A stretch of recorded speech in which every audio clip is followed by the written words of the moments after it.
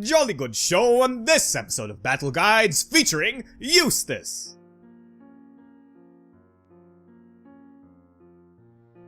Eustace is a powerhouse fighter who uses his versatile options as well as his big cash outs to win games. However, that all comes at the cost of having a bad unique ability, being very awkward, as well as having limited range.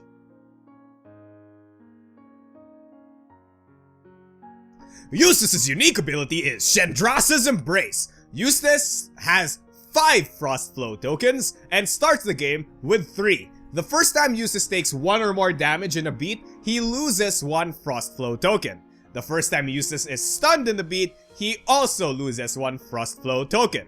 Note that at the end of each beat, Eustace regains 1 Frost Flow token. During the anti-phase, Eustace may then anti any number of Frost Flow tokens for Soak 1 each. However, note that the moment you do this, your maximum range becomes equal to your minimum range, meaning that if you had range 1 to 4, your range becomes 1 to 1. If Eustace would be forced to discard a Frost Flow token, when he can't, he instead loses 3 life and cannot hit opponents this beat. This unique ability is horrible. Simple as that. The first thing you have to know about Eustace is that this unique ability is meant to be a handicap. It's to compensate for the power of his styles. This unique ability basically reads that you have to manage your resources or else you die, or effectively lose the equivalent of 3 beats. And that's a big no-no. So the thing about this is that you have to make sure that you maintain the amount of Frost Flow you have. Make sure that you never go below a certain threshold, specifically never get to 0, or else you will lose a lot of momentum.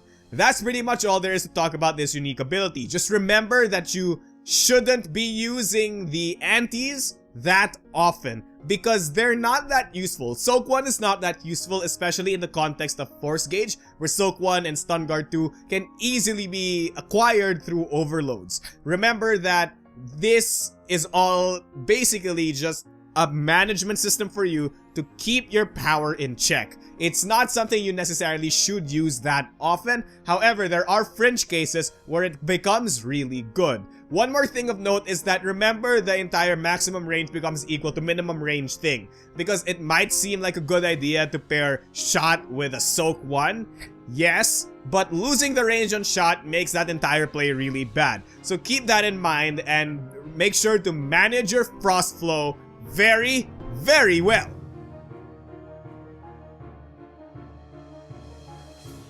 Now, Eustace's game plan is separated into 3 big steps. For it to be easy to remember, I even made them rhyme. Gain, maintain, then bring the pain. So each one of his styles will be categorized under one of these categories. Let's start with gain. Eustace's first gain card is Barons. Barons has a lot of power, a little really low priority, but it's offset by having Stun Guard 1 and an awesome end of beat effect that gains you a Frost Flow token if you hit the opponent. This thing is a big dumb card. It's just giant stats and it's Eustace's equivalent of Clockwork, although it's significantly less good. The thing about this though is that it lets you deal tons of damage to your opponent, and it pretty much does just that. Note that the priority -2 is not exactly a big weakness, because it allows Eustace to avoid clashes, which he has a problem with sometimes with his other cards. Now when it comes to attack pairs, I highly recommend this thing with Shot. Shot Stun Guard 2 and this thing Stun Guard 1 make Magical Stun Guard 3 that deals 5 damage and is priority 0, making it really hard to clash. That's very powerful for Eustace. However, due to the addition of the Force Gauge, we now can use certain attack pairs that would suck with this otherwise. By doing Overload Stun Guard 2, you can effectively make any attack pair on Eustace's kit work with Barons. However, I highly recommend pairing it with Drive or his unique base Cross. Both of these bases are effectively the same base, but Cross is just better. It allows you to get enough range and deal a lot of damage, as well as still have the defense of Stun Guard 3 on your attack. It's just that good. Eustace's other gain style is Elementary. Elementary has decent power, low priority, but it has an awesome start of beat effect that allows Eustace to retreat one space and then gain range plus 0 to 1 if he does so. This is very powerful, and this allows you to gain a Frost Flow token. It might not seem like it at first, but if Eustace dodges the opponent's attack or stuns the opponent can't hit him. The only conditions that involve Eustace losing those Frost Flow tokens is whenever he takes damage or whenever he's stunned, both of which happen only if your opponent hits. This means that if you dodge the opponent, you effectively gain one Frost Flow token guaranteed, and Elementary allows you to do that. Now, when it comes to attack pairs, I highly recommend pairing this with Burst. It allows you to take advantage of the start of beat retreat and still hit the opponent from that big range that you create. However, if that's not your thing, you can also easily pair it with Strike. Now, I know this doesn't make a lot of sense, but sometimes this attack pair does really work. It deals a lot of damage, it has a guaranteed stun guard 5, which is really good, but if your opponent is trying to make use of a very melee attack, Elementary Strike can result in you winning by a lot and removing 1/4 of your opponent's HP. Note that this doesn't work for everyone, but if you're caught in a situation wherein this would be useful, I highly recommend it as well. Now, sometimes you run out of opportunities to gain tokens, so you need to maintain tokens. And by this, I mean that these are all attack pairs that allow you to at least keep your number of tokens the same. Now, first off in the maintain category is Ivory. Ivory has a lot of things going for it. It has plus power at the cost of no priority penalty. It gives you stun guard 2, and before activating, you can advance one space, which effectively reads range plus 0 to 1. This is a very powerful attack, and I kid you not, it can ruin a lot of days. The power and the stun guard both synergize with each other so well, and remember that with the stun guard 2, you can easily pair the stun guard 2 overload from force gauge in order to give almost any attack effective stun guard 4. And that is insane. Now, when it comes to attack pairs, I highly recommend this thing with Shot. It synergizes well with the stun guard and the added range, giving you a near full board range attack that deals 4 damage. That's nothing to laugh at. However, if that's not your thing, you can as well easily pair it with Drive and or Cross, the two bases that are basically the same thing. It gives you a lot of hit confirm, much like it did with Shot, but you can also, again, anti the overload stun guard in order to give yourself more defense should you be worried about your opponent damaging you a lot. And next up in the maintain category is Frostbite. Frostbite has no stats except for priority -3, but it makes up for it by giving you stun immunity. That's it. That's all this style does. It makes you stun immune and really slow. Note that even if you do lose the Frost Flow by taking damage, you still regain the Frost Flow at the end of the beat, which means that even if you lose one, you gain one, effectively maintaining your number of Frost Flow tokens. Now, this style is quite powerful because it basically lets you get any attack off and it'll almost always be safe.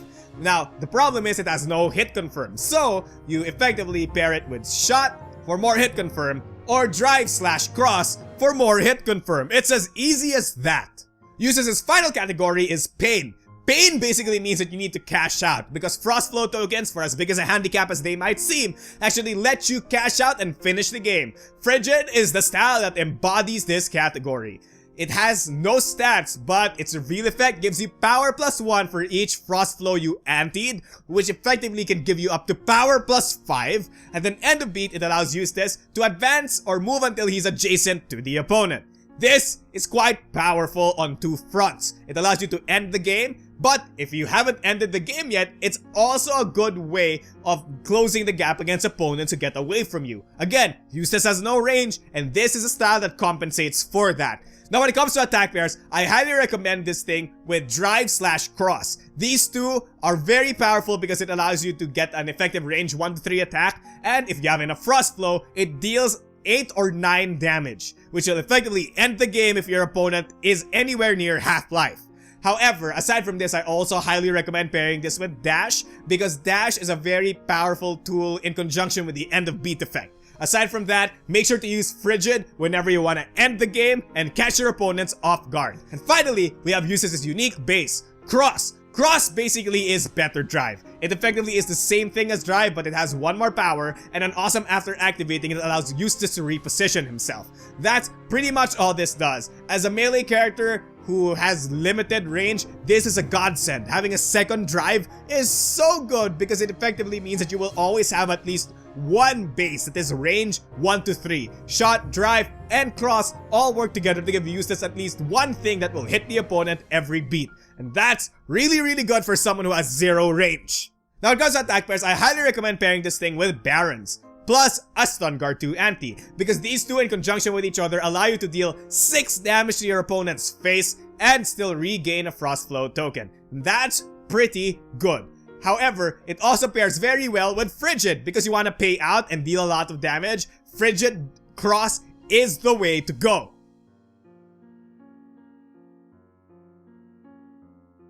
Eustace's 2 overdrive finishers are Bone Breaker and Rhyme Blitzer. Bone Breaker is a melee range overdrive finisher that deals a lot of damage, is decently fast, but it technically has a lot of hit confirm because of the start to beat effect that allows Eustace to advance up to 5 spaces.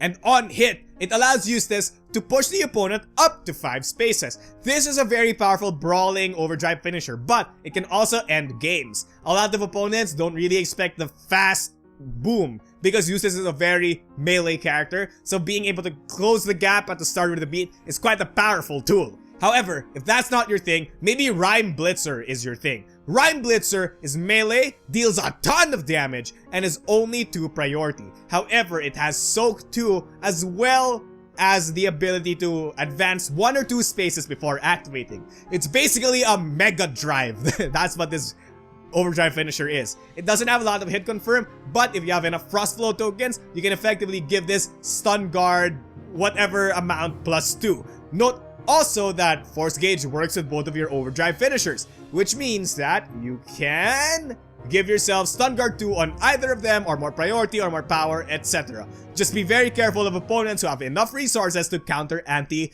your overloads. Now, when it comes to using the Force Special Action card and Pulse, you have to keep in mind that Switch is a very powerful option for Eustace. Eustace gains Frost Flow tokens whenever he dashes, because again, you gain 1 passively each beat, and if you aren't hit, that's a net gain of 1. This effectively means that Eustace loves to dash, and his best dash styles are none, because all of his styles are really good, because you don't want to waste them on a dash. So what's the solution to that? Play Switch Dash, because it's so good. It gains your resources, allows you to switch your overdrive, and it regains you your Frost Flow tokens and gives you positioning and dodges the opponent's attack. All of that together is so amazing that I highly recommend it as a really decent attack pair. However, Eustace can also make use of Pulse quite effectively. Pulse is a very powerful option for Eustace, not because of the fact that he wants to dodge the opponent. No. He wants to use it to close the gap and finish his opponent. If your opponent is at range 4, you can easily use a Pulse to get in on that beat and then hit him with a Frigid Cross afterwards, effectively killing him if he's not careful. However, be very cautious about this because Eustace makes use of overloads a lot, so it will be very hard for him to get enough force to play a Pulse in the first place. So watch out for that.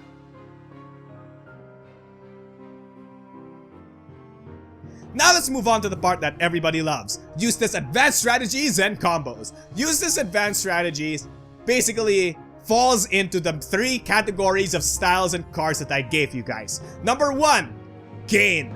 Gaining Frost Flow tokens is very crucial to Eustace's game plan because of the 3rd step. Basically, the thing here is you have to make sure that you gain a lot of resources, because not only is it a good way to cash out at the end of the game, giving yourself a lot of wiggle room just in case you mess up is very important, because losing a Frost Flow while at 0 Frost Flow will end up losing you 3 beats worth of stuff. And that's not good, especially since Eustace is a bit of a slow fighter, so you have to be very careful about being reactive player. Now the thing about this is that a lot of cards are actually gain cards for Eustace, not just the styles. He has Burst and Dash to go in this category as well, because both of these attacks allow you to dodge your opponent and result in a net gain of 1 Frost Flow. Pair it up with any other one of his attacks and it's really easy for him to gain Frost Flow, contrary to what it might seem. Next up, Maintain. Maintaining as Eustace is much easier than the rest. Remember, even if you get hit and take damage, so long as you aren't stunned, you are able to maintain the number of Frost Flow you have, because you lose and then gain one at the end of the beat. This means that as long as you aren't stunned, you're in the green. Therefore, anything with lots of stun guard will help you in this regard. So, when it comes to bases, Strike and Shot are your best friends when it comes to maintaining your Frost Flow count. This is very important, especially if you don't have any of your gain options in hand, because you want to maintain your Frost Flow tokens for obvious reasons. Just be very careful of opponents who can ignore stun guard or stun you immediately, because none of your defensive maintain options can handle that except for Frostbite, which has stun immunity. Just be very careful of opponents who can ignore stun guard or automatically stun you, because only Frostbite can handle that. And finally, Bring the Pain! Bringing the Pain as Eustace is very fun, because it all means you have to cash out and kill the guy. Remember that Frigid Cross is the attack that symbolizes this entire thing, and I don't even think any other attack should be in your mind when you want to bring the pain. However, more than this, a lot of Eustace's other cards have power +1 and power +2 strewn about them almost haphazardly, meaning that Eustace can easily bring any opponent down to 9 life. This is a very important thing to remember as Eustace, because as bad as he might seem to many of you, he only needs 3 hits to kill someone. He's a brawler, but secretly he's just there to catch you off guard and then instantly knock you out. Before you even realize it, he's killed you. That's what Eustace is as a character. He's a very Timmy character, right? You want to be big and deal lots of damage. He deals more damage than Cadenza. It's as simple as that. Though, it does take quite a bit of skill to do so. So remember that as well.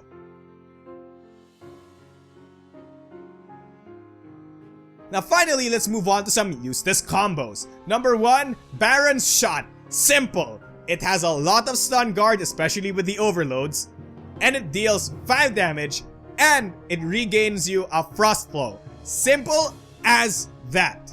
Next up is Elementary Burst. Elementary Burst is quite a powerful attack as well, allowing you to dodge your opponent, hitting them back for a lot of damage, and again, gaining Frost Flow tokens. It's that good, it's very powerful, and if you anti any of your overloads on top, it can be more powerful than it already is. And finally, we have Frigid Cross. This is the embodiment of Eustace himself. A big, clumsy fighter who has a lot of stats and can kill you in almost one shot. That's how powerful Eustace can be. However, this thing is quite powerful, and it's his clockwork shot. It's basically what defines Eustace for me.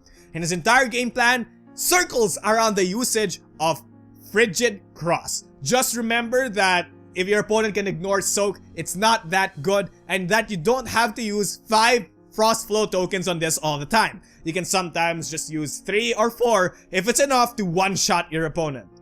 Look out, One Punch Man, because Eustace is in the building. And that pretty much does it for this episode of Battle Guides featuring Eustace. He's a very powerful fighter in many regards, and oftentimes people just don't think he's that good simply because they don't know how to play him.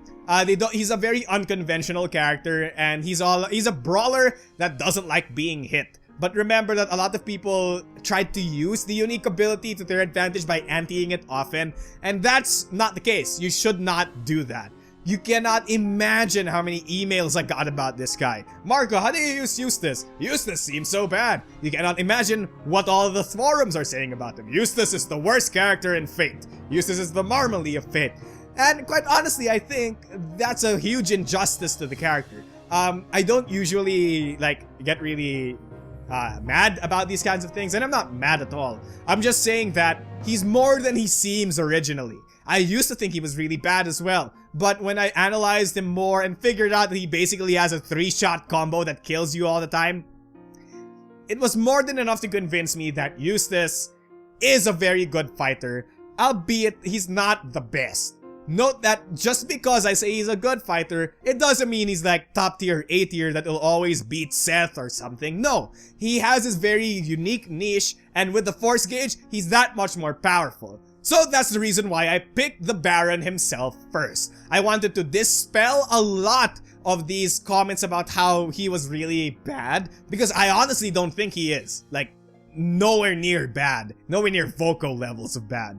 But at the same time, I wanted to use him as an example of how the Force Gauge can make certain characters quite powerful. Without the Stun Guard 2 and everything, Eustace is nowhere near as good. But with Force Gauge in place, Eustace is absolutely a monstrous competitor and can wreck through so many characters who are unprepared to deal with his frigid cross.